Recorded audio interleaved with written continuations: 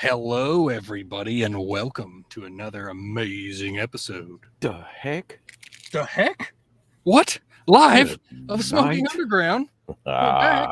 Oh my God. Oh my goodness gracious! Jeez. Yeah, Well, we had a huge show planned for tonight, but Yeah, we definitely did. And I'm going to say, old Pitted Prunes, he done pitted pruned us. well, Oh, it just goes to show you need to eat your prunes with the seeds. I guess so. God. They say Uh. seed life, hashtag seed life. I don't know. Yeah. Anyway, welcome to Smoking Underground. Today we're doing a live episode. We actually had something really cool planned today, but because we studied the time for about a week now, I wanted to make sure everybody was here and we got to do it. Thank you, John, for motivating me to do it live, even though we don't have a guest, because I was like, nah, don't do it. Screw it. Hey, and while you're out there, for those listening, just let us know what you think of this live. Maybe we'll pop up live a little bit more often. Yeah. Certainly. Big shout out to everybody in the Arcfire Gaming Network Discord who was super interested in today's live show. Today, we are smoking a very special non-pitted prune cigar called the Kristoff Guardrail. This thing has a big silver band on it. I don't know. very dark. Can they see or do they just hear us? No, they can see. What you're looking at is what we're looking at, brother. There you are, right there. And it's got a nice pigtail on it on the end, one of my personal There you go. favorites. See that? And then we're going to have a nice little story time from Gary, because I think you guys are going to be super interested in this story. And Well, I was hoping Jason would be on so that he could actually tell the story of Yeah. the guardrail Yeah, Right. man. and why it exists, because I'm sure he has gotten the story firsthand. Yes, I have only sir. just got it through various outlets. Right. Are either one of you aware of the background story of the guardrail? if I remember correctly, it has something to do with wrecking a that's a motorcycle. yes. yeah. I always love that you ask the question and then somebody tells a half-assed story and then you gotta okay, let's repeat part. You got to patch it after that, right? Yeah. Yeah. But before we get to the story of the guardrail, there was some news, and I can't wait for Jason to be on. He might be here next week, following week. Unfortunately, when you go to an event like PCA with thousands of people and you put them all in a little building in this post 2020 era, certain people come home with little friends that they call the coronavirus. Oh, And you made a new friend out there? and he decided he wanted to bring home a few of these little Cubert looking guys Oh, geez. and couldn't make the show. So Good reference, by the way. Oh. Hubert. I haven't heard that one in a while. I've always thought when they show these pictures of the coronavirus things, I picture Cubert all the time. I have for 3 years. And I hope to have Jason, like I said, Jason on. Maybe since we're doing the guardrail tonight, he better be throwing us one of these new Nicaraguas, which I may boycott. Really? Interesting. And why are you going to do that? Yeah. Because his posts from Las Vegas, no pigtail, no shaggy foot, no loose tobacco in the box. The special edition Nicaragua's in a nice, shiny, smooth white box.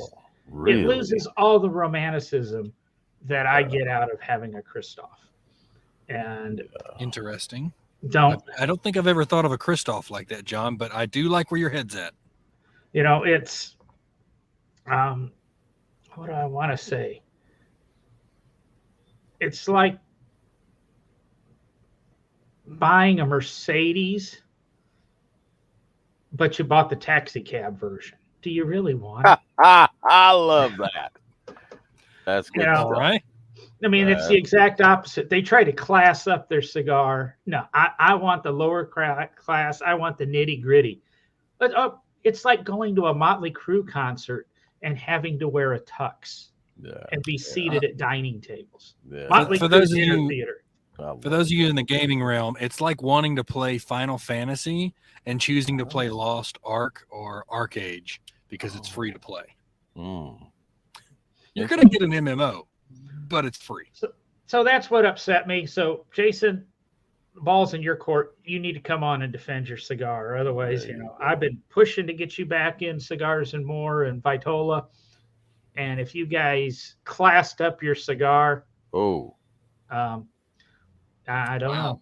Stern words from Mr. Viviani. Man.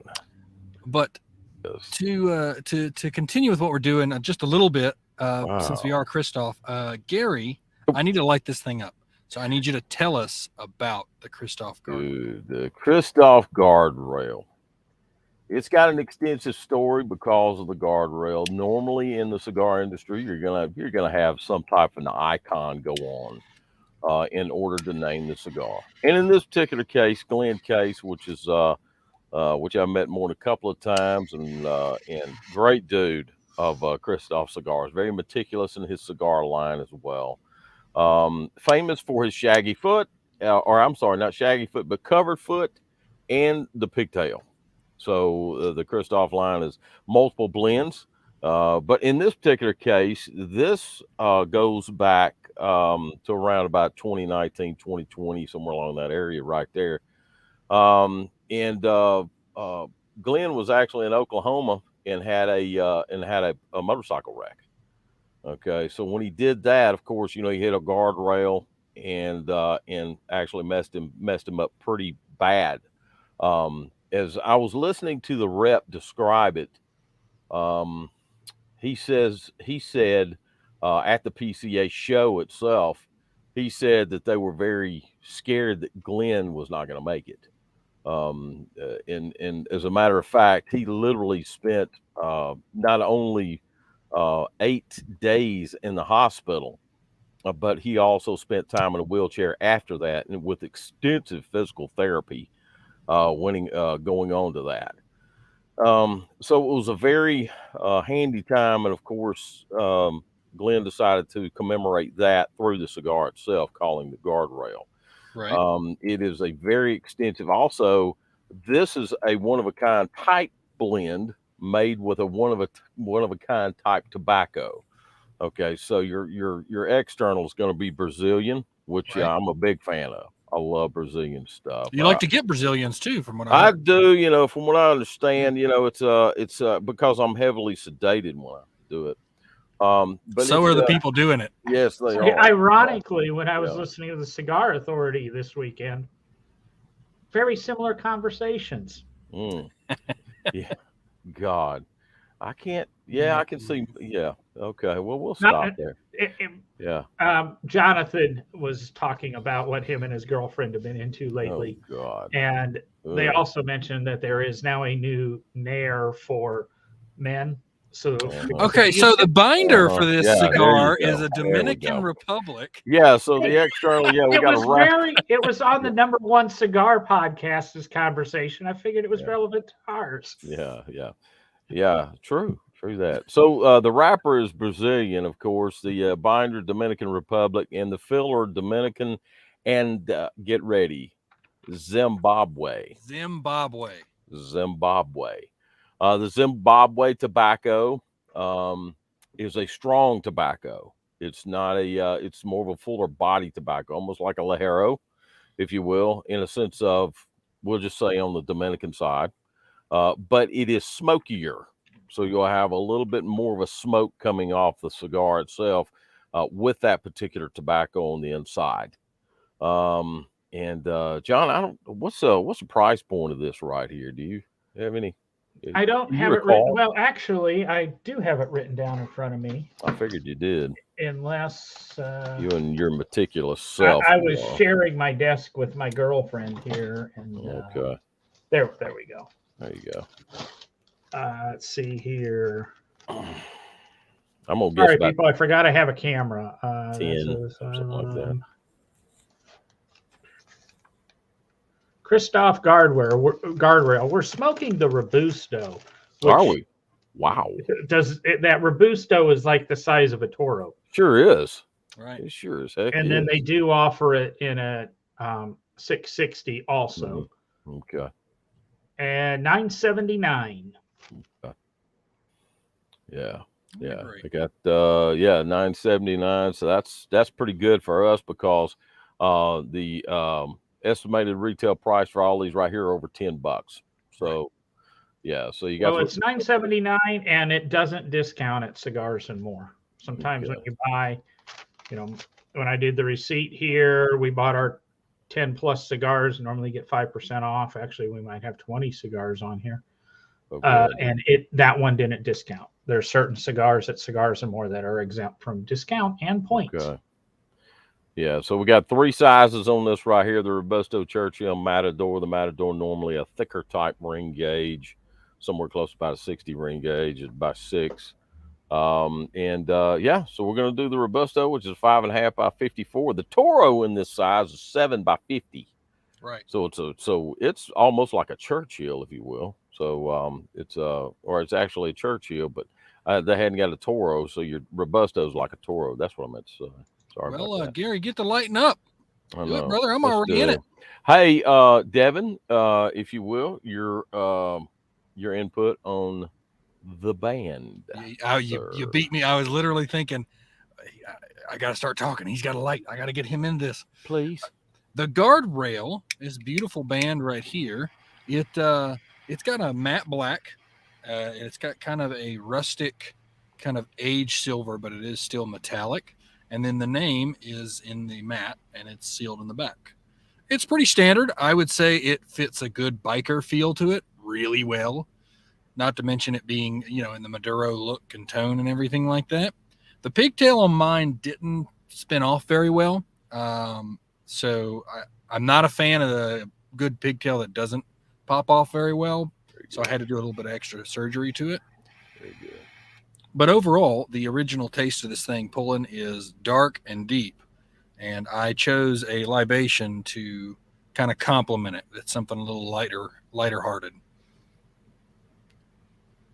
There is a picture of the motorcycle handlebars on the front. There is. In the light, though, I can't tell what that is in the headlight, though. Looks like it says RC. RC? Okay. RC, okay. Yeah, maybe something like that.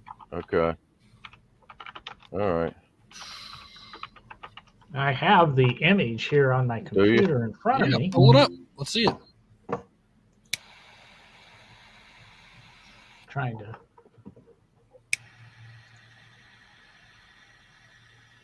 God, this thing smells good. Wow, this thing's got a good smell to it. Whoa. I'm not too much for smelling cigars in the sense of the direct smoke. Very nice, though. It's a compact version of the Kristoff logo, maybe. Okay. And then it does have Glenn Case's signature above the headlight. Really? Yeah. Okay. All right. Okay. Good deal. Yeah. Yeah. I just there was something in there. I just didn't know what it was. Okay. Yeah, I'm still suffering when I'm using StreamYard, the memory eating problem. So I can't share screens. I'm actually utilizing 3 different computers right now. So I heard of another broadcaster. They just canned it completely because they just got sick of it. Anyway. So the libation of choice tonight, everybody. You caught me off guard with that one, Dale. Goodness. I'm enjoying a Samuel Adams, Just the Haze, non-alcoholic. What? Well, that's good. It reminds me a lot of a Blue Moon. So I'm assuming the cigar thing offsets the feminism of the Blue Moon. I was going to do a Red Bull and vodka, but well, tonight's libation, brought to you by Whiskey Tobacco Fellowship, is Kirkland Signature Blended Scotch Whiskey. It is you can buy it at Costco. It is a wonderfully cheap swill. It has a nice light flavor. If it's all you're drinking tonight, drink that. If you drink anything better before you drink this, you will not want to drink this. Okay. So is that like the Purple Passion for pre-gaming before you go out to have beer? Yeah, exactly. No, we were at Hop City yesterday, the Arc of Fire Gaming Network crew, and we were drinking beer. We were just fine, smoking cigars, and then one of my guys brought out an incredibly expensive Weller's and decided to share it a little bit with the four of us. And I took sips of it, and everybody's loving it, just oohing and awing over it. And then I was like, you know what? I got some of this over here in my flask. So I pull it out and pour it in my glass a little bit. And even me, I tasted it and went, this is absolute trash compared to what I was just sipping. Wow. Like it can taste like complete trash. That's why cheap swill. I'm a swill connoisseur, Gary, John. I'm a swill connoisseur because I've tried so much of it. I'm trying to find something that is budget friendly and still good. And I think I've only found 2 brands so far in blended Scotch that I really like.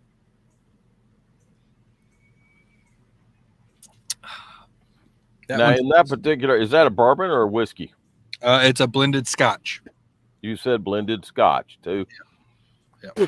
I didn't know necessarily whether that was a blended Scotch. I just thought you were talking about blended Scotch. No, it's actually called Kirkland Signature Blended Scotch Whiskey. Blended Scotch whiskey. Okay. Distilled and matured in Scotland. Gotcha. It's only 40% by volume, so it's 80 proof. So it's pretty low key. Matured in American oak casks, so it's pretty low key. It's a nice alternative to 100 Pipers, my other swill. What is it about whiskeys and scotches and all of that now? I've noticed it more current than I have in the past, because in the past it used to be that they would put age on the bottles. They put 12, 8, 10. And now you don't see that. You don't see a whole lot of age. That on the good stuff, like the average. The other stuff, they're producing so much of it, they don't bother with it anymore. Okay. Yeah. It's just if you've got an age on a bottle, it's usually a good bottle. Okay. Interesting. So what are you thinking so far of this stick, Gary? I'm liking it. I'm liking the heck out of it. It's got it has a good start. It wasn't hardly any spice at all. Oh yeah, I'm gonna get none. I mean, smooth, dude. For a $9 stick, and I get that out of it. I'm expecting for a $9 stick, I'm expecting a pop and then to smooth off. Because it's wanting all that flavor at first, and it's got a few full-bodied leaves or maybe medium-bodied leaves on the inside. Or maybe a thick wrapper saying, hey, here I am type thing. And no, I'm not getting it at all. And I'm thinking, I was actually listening to the rep at the show, and he was saying that the Zimbabwe stuff, he says, you don't just roll that. He said, you've got to do a little, I don't necessarily know what you have to. He said, but it was a challenge to get this to be blended in with everything else that needed to be to in order to get the flavor it had. But I'm very pleased so far. I don't know what the ratio is of Zimbabwe it is to. What I'd like to try, Gary? What's that? I'd like to try a full Zimbabwe cigar, like binder, wrapper, filler, everything.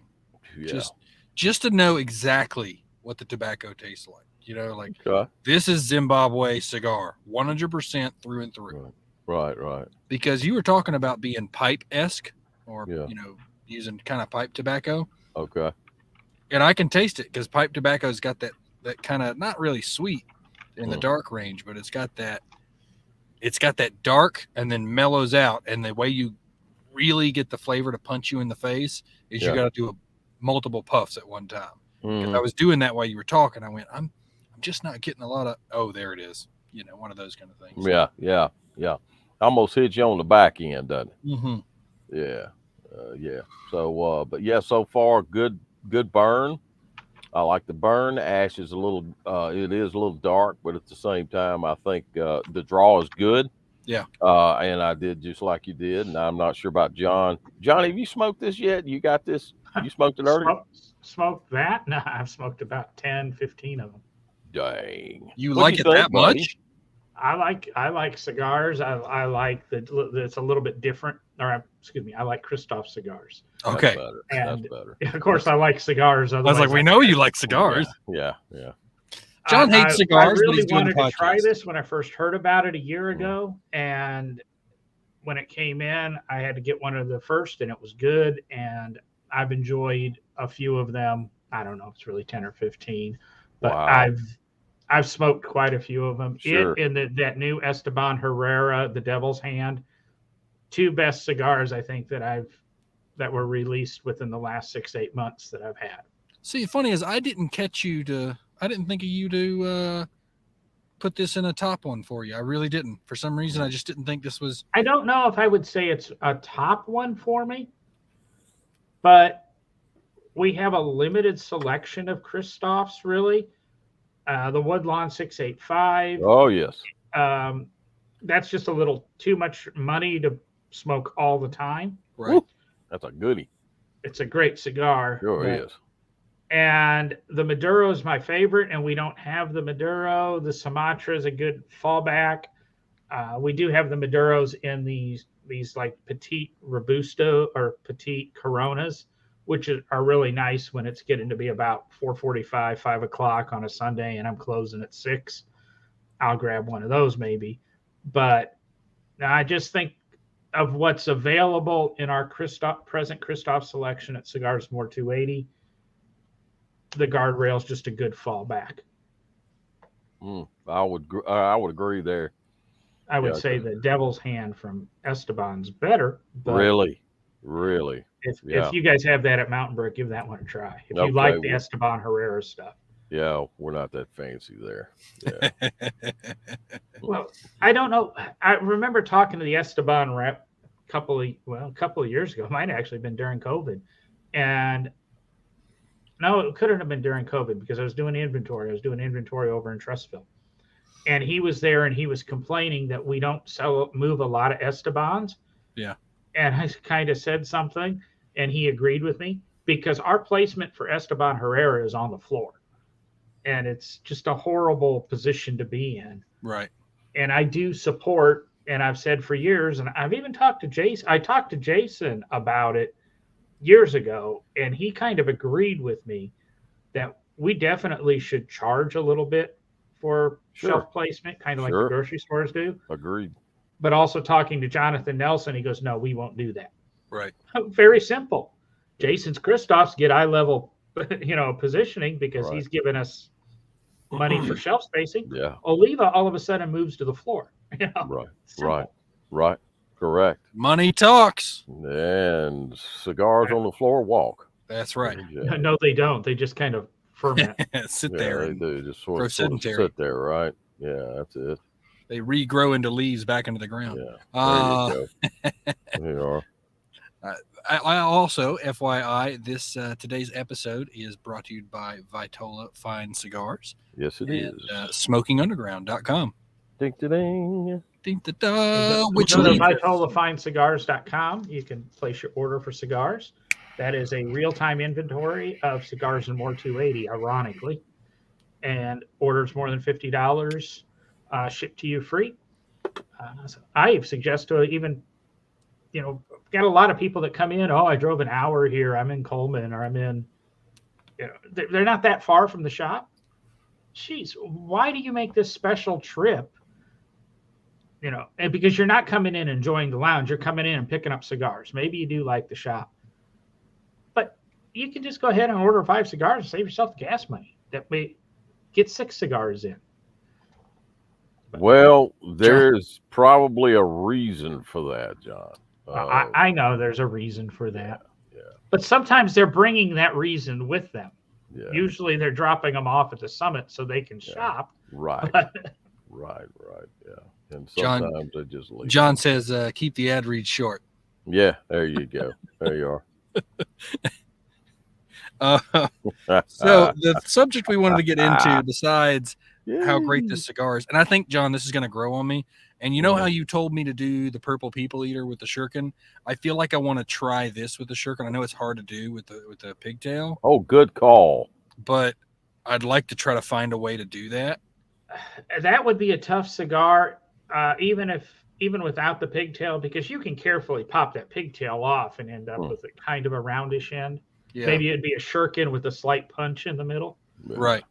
But if the shape's not, I think, that conducive, because while it's not a soft box press or anything, it's still not a perfectly round cigar. Yeah, I will tell you, this cigar's a little. It's very soft. It's very mushy. Is not the right word. That's very derogatory towards the cigar, but it's definitely not that tight, compact stuff like you see like an Alfonso or something. It's kind of loosish, but that doesn't downgrade any of the quality, I would say. Not mine. Mine's tight. Mine's smoking really fast, and I'm actually trying to slow down. I know I'm not slowing down, but mine's got a nice little tightness to it there. It's not bad. Like a twigger. Yeah. Because it's from Boston. Gary, this story that you want to tell us, I'd love to hear a good detail of it, a condensed highlight reel of the magic that happened with this story. Okay, well, first of all, before I get into that right there, I thought that in this particular instance, this cigar right here is still smooth, by the way. Right. I'm thoroughly enjoying this. Being the Zimbabwe on the filler here, I was expecting, because it's somewhat of the same region, if you will, sort of the same atmosphere, if you will, right, and along that area. I thought I was going to get more of a Cameroon type flavor, and I'm not. And I'm because Cameroon's has a nice little cedar sweetness to it, but it's got a bite. It's got a nice little spice to it. Right. And I'm not getting that. So anyway, I was very surprised in this. This is a good smoke, dude. It's still silk. I've still not got a bite off this. So, dude, this is it's a dark silk. It's a very dark silk. Very nice, and very and this has also got a hint of dark chocolate in it too. I'm tasting that. Yeah, I'm seeing that now. You're right. So very, very tasty, man. So in getting to this right here, so I worked Vitola, of course, this past Saturday, right? So we had this guy come in, and this gentleman come in, and Asian guy comes in. Of course, he's smiling, as they all do, and he comes in, and he's sort of paused there at the counter, and I said, "Yeah, how can I help you?" And he said, "I would like to look around." I said, "Oh yeah, sure, go right ahead." So anyway, gets about 3-4 sticks, comes back, sits down, or pays for them, goes back in the lounge, sits down, but later on he comes in from the lounge holding a cigar. And so, well, this is a perfect opportunity, because we got Wes there, our favorite paraplegic. And Wes there is easily befriended by anybody. Yeah, he is. He's just one of those kind of guys, Yeah. He's in his wheelchair, and dude, I mean, when he starts talking to you, you just want to go, just melt right into him, So right. Anyway, this guy comes in, and we just, berate him in welcome, and saying, because we could tell the broken English, and next thing you know, he sits down and he looks up at us, and he says, "I am former CAO rep of Asia." And of course, that perks me up. And I'm like, whoa, this is regional. This is down under, if you will. So I'm thinking, oh man, this is juice. So anyway, so he and I get to talking. And he was going to be here till tomorrow. I would have liked to have gotten him on today, but I threw him an email. He told me to email him, and I did that Tuesday night and hadn't heard anything from him yet. You didn't do it in kanji, that's why. I guess so. Yeah, Midnight Express, something like that. So he says, "Hey man, I asked him. I said, can you get on the podcast? I'd love to have you on, whatever." So anyway, no show. So you got to go with me. But very, very interesting. The particular culture of cigar smoking over there is unlike over here completely. Tell me about it. Dude. Okay, so we're just sort of sitting around here, just shooting a bull. And what are we talking about? We're talking about blends. We're talking about flavor. We're talking characteristics. We're talking about basically a conglomerate or a nice montage of the cigar and the history of it, in the making of it. Right over Right. there, no, don't care, don't give a rip. So he made a Okay. point to tell you that they definitely don't talk about that kind of They stuff. don't. They could care 2 cents about where the cigar's made, how the cigar tastes, what anything like How that. it No, tastes? Wait. How it no, tastes? no, no, no. I don't care how it tastes. Don't care what the flavor is. You give me a brand, a brand. Okay. That's what they're looking for. And he made it. He said it himself. I kind of feel kind of weird saying this right here. So, but at the same time, I do have a chip with the Chinese right now. To be honest with you. And even he said if it wasn't for the quote unquote, he said if it wasn't for the damn Chinaman that would come in here and do what they did, he said it would be a totally different story.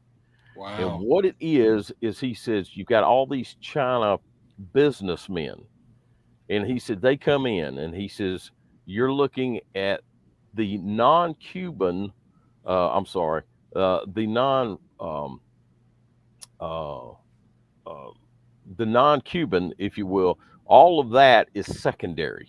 They don't care about the CAOs. They don't care about the Kristoffs. Right. They don't care about any of that stuff. They go Cuban. Okay, so you've got this small humidor over here, and not to mention there's only, if you will, he says in Singapore, which is where he was from, Right. he says that I think that there are 5 shops in Singapore. And he says and the uh, the rate of which all of that's government owned. On top of that, it's all government governed, if you will. So Right. all of that is you don't do anything without the government's approval, and you don't walk here, do here, or So he says you've got just a small place to smoke, Yeah. a very very small place, not big. And he's looking at Batola in just the area. If any of you have been in Batola, the shop area right there isn't but about, I don't know, maybe 200, 300 square feet, maybe. Okay, not a lot at all. He said that's the whole shop. He said that's what you're looking at. And he says you've got Cubans, and he said you've got a small area of non-Cubans. And he said when the guys come in there, he said they want to impress their friends, they want to impress their business partners. And he says they come in and they say we want a Cuban, or Cohiba, we want a Partagas, we want a Monte Cristo, we want that. And Right. that's what they come in, and that's all they do. These guys are paying a minimum. These guys are paying 500 to 15, sometimes even 5,000 a piece for these things. And Jeez. and I'm like, you got to be kidding. He says no, and he said they will drop a dime. He said they will lay it down. He said, and no big deal. And it's all your big businessmen from China doing this stuff. This is where your big business guys are. Right.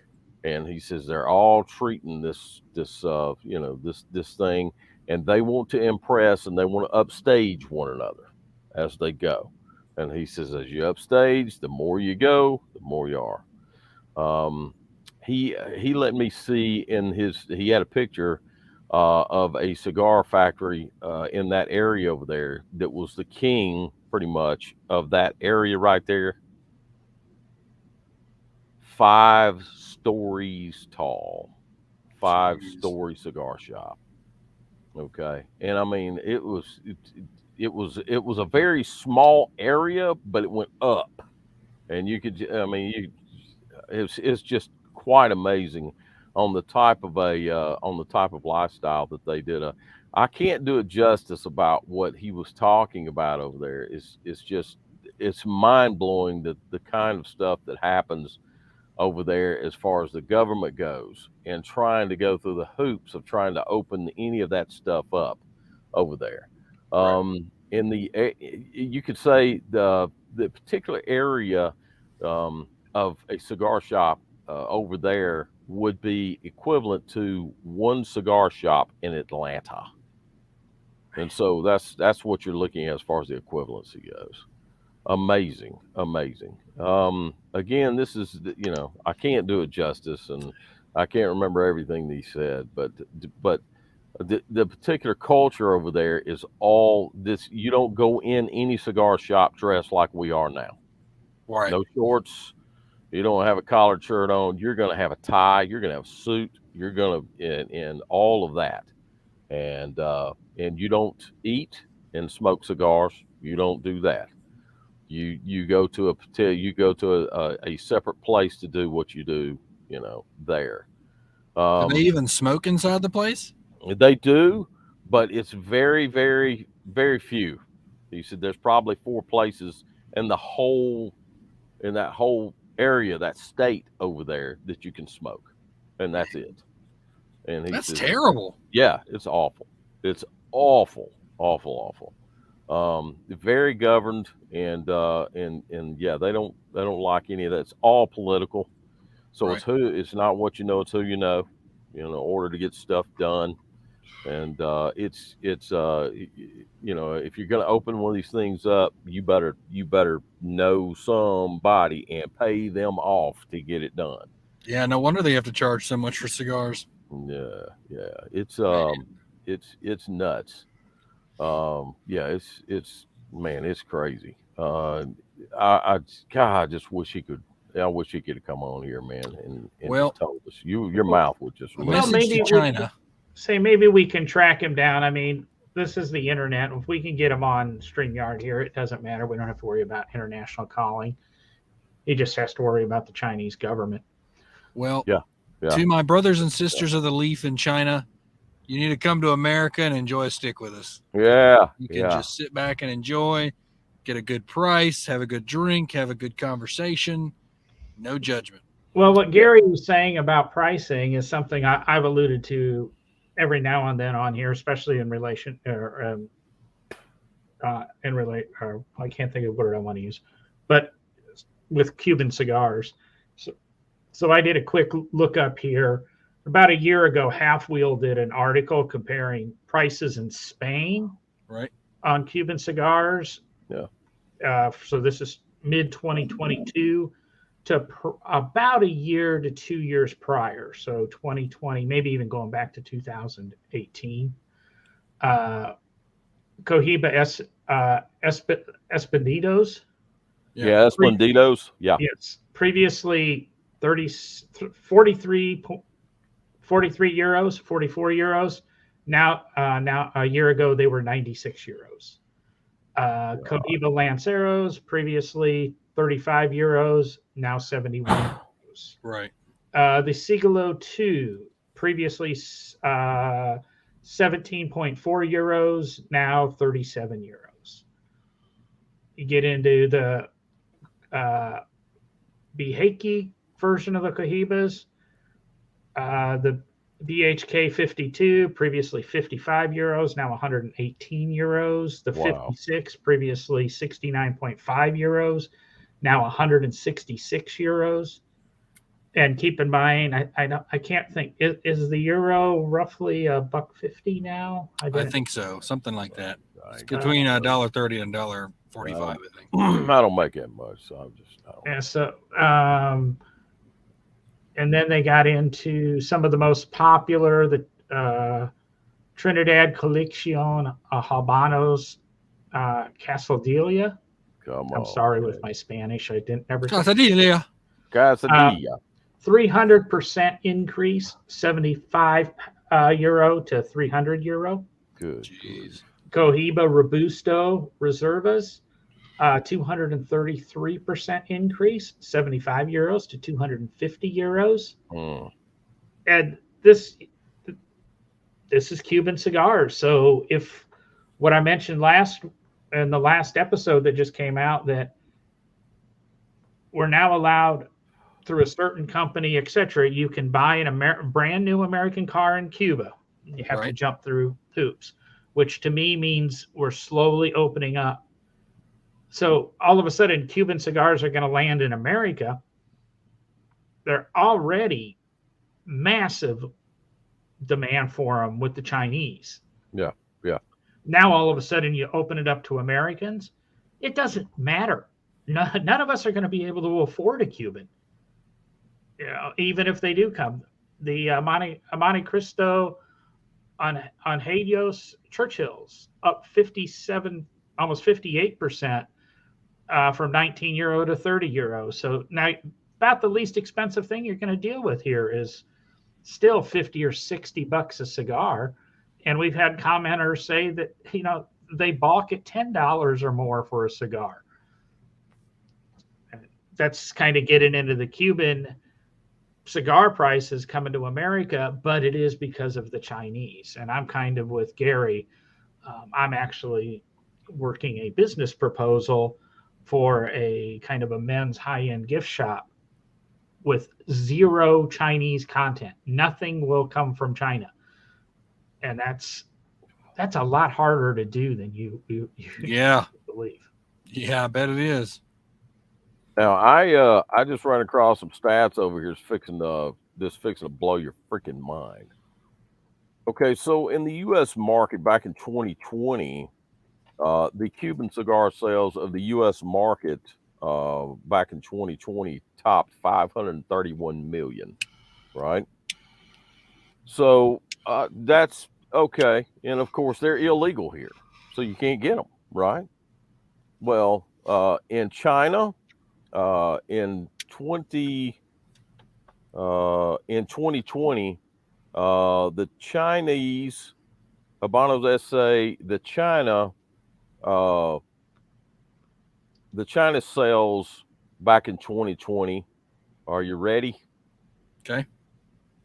15 billion. Shoot. That's stupid. Yeah. Stupid. That's nuts. That's 15 billion. And I mean, even if we open the borders up over here for Cubans, we can't touch 15 billion worth. We can't in cigars. No way. I saw those cats laying it down, man. Just killing it. And Habanos SA is just racking up. They are just killing it right now. That's amazing, man. That is amazing. Amazing.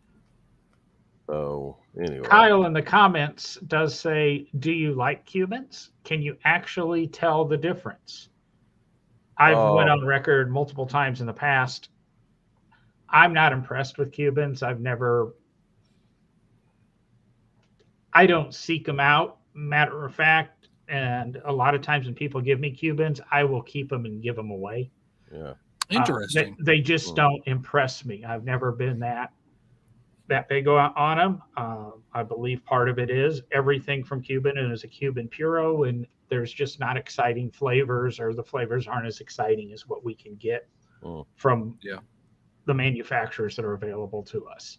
Now, as telling them apart, we could go into a 3-hour show to give you a lot of yeah, we could try, and we still can't even guarantee it's correct. And it's not whether or not there's 3 lines of dots or 4 lines of dots on a Cohiba when the lady in Miami on South Beach is selling it to you. Right. You guys, what's your opinion to answer Kyle's questions there? Go ahead, Dev. So I can't say I've ever had a legit Cuban handed to me. This is a Cuban from Cuba. The only experience that I know that I've had is, and I've told this story before, is from Christian Aroa, who says the seed they use to make their Aroa 20th year is Cuban seed. Yes, sir. That one is amazing, and I absolutely love it. Now, if all Cubans tasted like that, I'd be a Cuban fanatic. But from the way I've heard people describe them, real ones from this to that to even Cohiba, the brand, makes good sticks, but obviously there's some controversy behind actual Cuban tobacco versus just being the seed and grown. So I can't really have a true opinion on it. And honestly, I think a lot of people can't actually have a good opinion on it either, because a lot of people, you don't know if you're getting a real one anymore. I mean, it's just, I don't know. People say, yeah, I had a Cuban, it was excellent. I'm like, do you know you had a Cuban, or did somebody just say it was a Cuban and sold it to you? Great point, Dev. Great So point. I can't verify with anybody if what they're smoking is actually a Cuban. Now, I've met Christian Aroa, and that's what he told me about the 20th. So I'm prone to believe him on that. And if there's any point, minute point, that Cuban tastes somewhat like that, like a Puro Cuban, then sure, I'm a big Cuban fanatic. But having no real experience, I couldn't tell you. And I'm okay with not knowing. I'll be completely honest with you. As much as I'd love to be in Cuba, see him at the fields, and then see the cigars and go, I'd like to try that, that's probably never going to happen in my lifetime.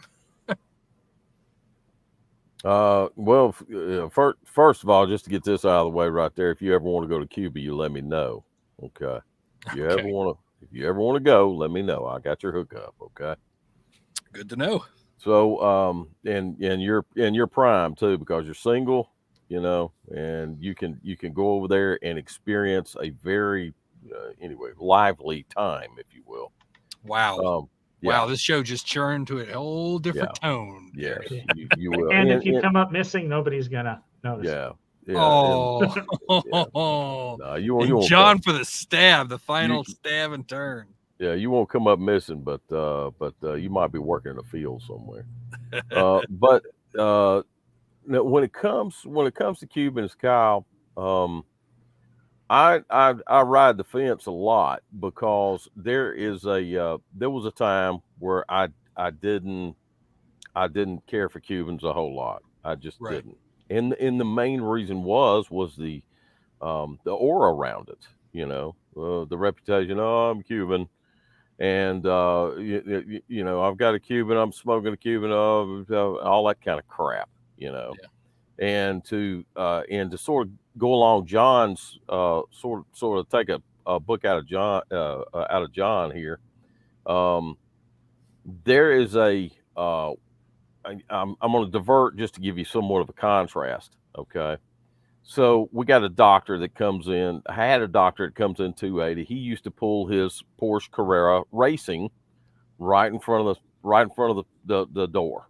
You know, white, man, sharp, man, got the big wide tires on, ready to go around the track, ready to go, man, sharp, right, man, good looking thing. He gets out, and of course, Doc Appel basically said, "Hey, Doc, how's it going?" Blah blah blah. I said, "Hey, how you like your car?" And he said, "I hate it." And I said, "Really?" He said, "Yes." He said, "It rides like a wagon." He said, "Your kidneys just are literally bleeding when you're getting out of this thing." And he says, "I think that's a statement right there." You know, and well, of course, I think John can verify this. But you know, when you're looking at a race car or something like that, you're wanting to feel every inch of the road. You know, and that's what that car is made for. It's not made for touring. It's not made for, you know, and all of that kind of stuff. Anyway, all that to say, the Cuban looks great. And yeah, and a lot of guys get it because I smoke Cubans and I smoke nothing, whatever, you know. Yeah. Well, I tell you what, if you drive up in a 2023 Bentley, I might be impressed, you know. And even then, I'd have to say, you know, where'd you get it? You know? We're not clout chasers around here. I mean, the fame of a cigar, the prestige of I got the, it doesn't mean anything, because it's meritocracy, so to speak. Is your stick good? Is it accessible? Good. Can we try it? I mean, that's the real American spirit behind cigar smoking that I think everybody who's truly into the hobby understands. Very good. So in saying that, okay, I had a good friend of mine, very close, like a brother. He had one of his friends go to the factory. Okay. He went to the factory, and he had a factory tour, and he bought while he was down there. And he asked me, while he was down there, he said, "Hey," he said, what's good?" So I told him, I said, "Well, try this, this, and this." Next thing you know, he comes back with that particular blend or these particular blends. Okay. So I'm just, I'm smoking them. They're good. They are. They're very good. And there was about 15 of them. And I'm smoking them. They're very good. And then I got down to the Partagas D number 2. It's a red band. And you can look it up on the internet or whatever. Anyway, and the Partagas not necessarily had me, blown away because the majority of the ones that I've had were fake. And you could tell it. Right. So I said, well, just give me some Partagas number 2. So anyway, so he did that. So I was down to the last 5 Partagas number 2s. I go out here, get on the lawnmower, and I said, well, that's all I got. So I said, let me go ahead and do that. So I popped that in my mouth, I lit it up, got on the lawnmower, and I started cutting right there. And I guess probably I got about 1 or 2 rounds cutting right there, and I stopped. And I said, okay, I'm done. And I said, and I come back up on my porch, and I enjoyed that cigar. That was good. It was very tasty. And I milked those things, and I milked them. And to be honest with you, to this day, it tasted very, very comparable to an Opus X or and I compromised the Opus X to the Andalusian Bull. Very, Interesting. yes, Okay. very comparable to those 2 particular blends. Very comparable. And if Good to I didn't know know. any better, I would say it was even better than those 2 blends. So, Okay. but I, in doing that, I said, hey, I don't know what they've done to these right here, but boy, somebody put honey in these things. They were delicious. They were, stupid good. So, in saying that, I've had my share of Cubans, and I like the fact that it's different. Cuba does not mix their stuff. You will not hear of a Cuban with Dominican. You'll not hear of it coming out of Cuba being made. You're always going to have a Cuban puro wrapper, Right. binder, and filler. That's always, whether it's Maduro, a Magico Maduro by Cohiba, or not. It's going to be a Cuban puro. So I enjoy some of the stuff. It's good, but I like the diversity of the non-Cuban. I Yeah. love that diversity, and to me, it's the artistic or the artesian um, way in which they do it. I like the way that the guys, proprietors, mix their stuff and find different tobaccos to mix and play with it and make it mesh and make it go. And people like Christian Aroa, who literally takes that stuff and runs with it and says, hey, you can have that Cuban crap, man. We got our stuff over here that's just as good. And it is. Right. It's good. I am hooked on the Aroa brand. I remember the first time I had one. It's when I think the dark came out, or maybe it was already out and I just saw it. But Yeah. oh my goodness gracious! Yes, sir. I was hooked Yeah. at that point, Great. and Yeah. I have not stopped. It is. I'm a big Padron fanatic. Like I really like Padron, and I gotta say, as far as the amount of attention on a particular brand, Aroa has surpassed Padron in my attention. The amount of attention I've given to a particular brand of cigar. Well, that means John's going to be taping this issue right here. He will be holding it, and this will be on file with you saying that. Now, don't get me wrong. Padron is what I grew up with. Padron's the first cigar I ever had. Love the thing to death. And Padron and Aroa are the 2 mainstays of my humidor. Every single time, there's got to be Padrons and Aroas in there. Cool. Very good. Yeah, I'm a big Aroa fan myself, and I've been to the factory, and man, I'm telling you, those guys know how to do it. Right. They know how to do it. So, but yeah, Kyle, to answer your question, it's sort of mixed, to be honest with you. I mean, that's they make some great blends. I also like the Cuban heritage. I just love that because it's rooted. It's work. It's hard work. Anytime you get a 1955 Packard down there and it's all original, that to me is just kind of, I don't know, that's just kind of cool. And that's I don't know, that's sort of reflective of the Cuban heritage down there and what they do. Unfortunately, it's all government ran, and Well, so to put a button on all this, Gary, to come back to the guardrail here, I'm at about the 2-inch mark, and no joke, I just had a flavor change. The middle was kind of, I'm enjoying it. It's good. It's good. It's okay. It's good. It's back and forth. I just hit this spot right here, and it just like opened up to flavors that, wow, like really good right here at the end. Now, I have to ask you this, Dev. Is the libation you're having with it, is it mixing well with that? It is not mixing well. It's a good one. I probably would select something with a bit more spice to it as far as the libation is concerned, but it's not distracting from it. What I like to do is take a little bit of this and then just take a swig of this and just kind of let it sit in my mouth and enjoy the flavors and then come back. And now that we're at this point where it's changing a bit, they're going together really well. I've always wanted to ask John this, and now the perfect before time. you ask me a question. Okay, go ahead. I just want to say, we're nearing the end of the show, and we're live streaming for the first time in 4 or 5 months. I would like said it at the beginning of the show, but let me say it again. Anybody who's watching the show right now who really enjoys the live stream, please comment, because we might consider doing more of these. Exactly. I would like a little bit of feedback. What's your question, Gary? John, what is your favorite libation with cigar? Don't say water.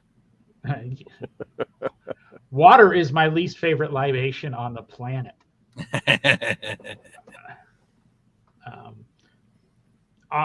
My statement on water is, I don't care what you tell me about anything else, 100% of people who drink water die.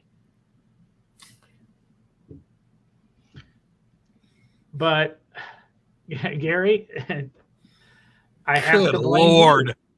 My favorite libation, my favorite beverage, because I really don't drink that much, is the Starbucks mocha frappuccino. Oh, very introduced nice. me to. Right.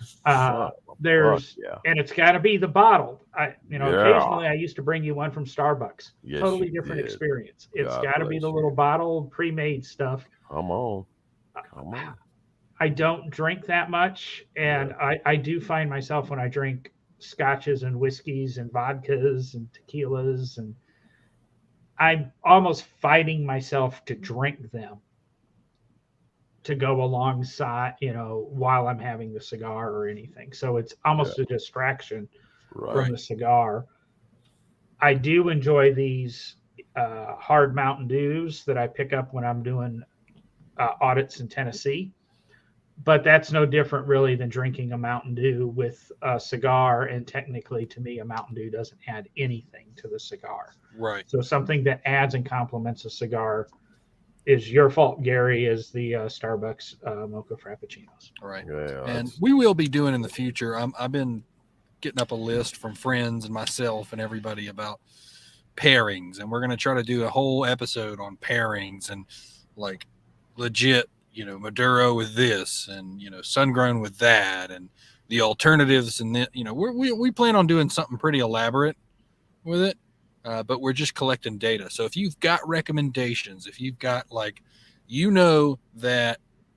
not a Starbucks, but maybe like a Dunkin' Donuts one with this particular stick is better than a Starbucks one with this stick, or this whiskey versus this whiskey. If you have a recommendation from personal experience, feel free to email the show and let us know. Tell us what cigar, what drink, and we might just throw that together. Sometimes we're looking for cigars to smoke, and tell us what cigars you want us to smoke. Yeah, please, because John just gets his wheels just get to grinding, and he goes, okay, all right, which way do we go? Now, I will have a caveat to that: is if you've got a cigar that Vitola Fine Cigars doesn't carry, you mention that, but if you have one that's comparable that we do carry, feel free to mention that as well. As more information, the better. I'm actually really considering buying some stuff that we don't carry Ooh, and look at doing some you. samples of that, because we can't narrow it down to stuff I feel that we carry. Right. I mean, we've got to expand a little bit, and we can go, hey, wait, we're smoking a Toscano, and we do sell this cigar that might be similar. There's nothing similar to a Toscano because you throw them in your glove box and you just smoke them whenever you want to. Okay. They're designed to be dry and hard, and that's just the way that cigar is. They don't have to be humidified.